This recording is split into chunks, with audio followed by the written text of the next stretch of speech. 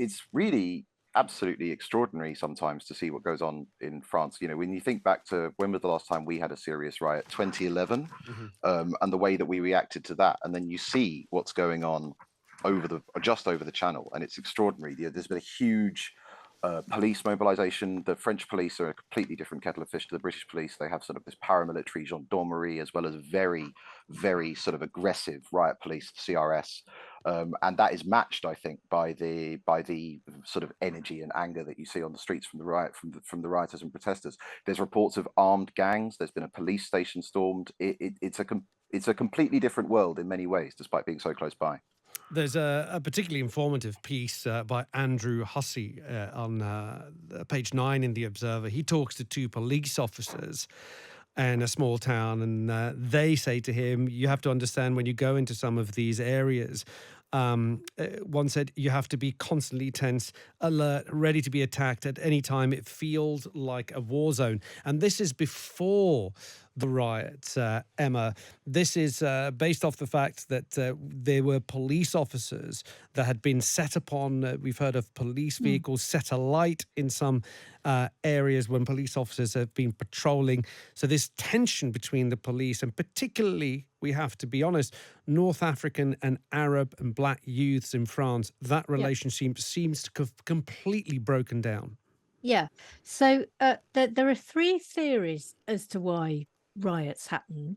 The first one is like a mad mob theory where individuals lose their sense of self, reason, rationality, and do things that they wouldn't normally do. The second is collective violence, which is a sort of a product of convergence of bad or criminal individuals enacting their predispositions together in the same place. And the third is sort of like a combination of those two. So it's like bad leading the mad.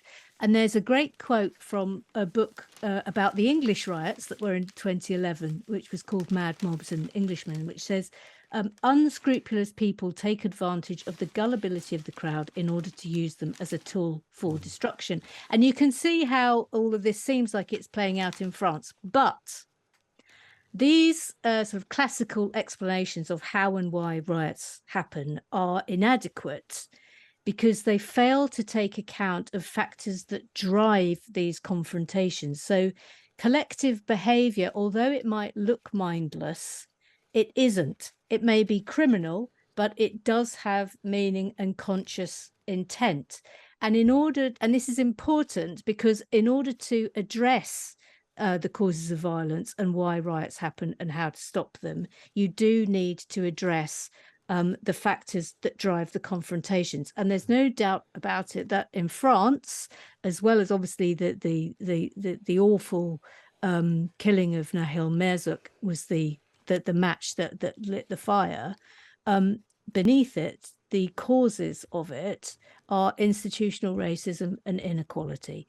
And those things need to be dealt with head on.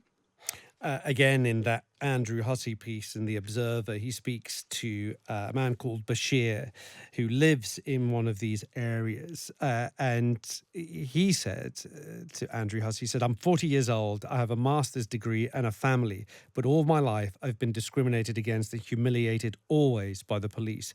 And now this has happened. People can't take any more. Just gives you a little bit of a glimpse.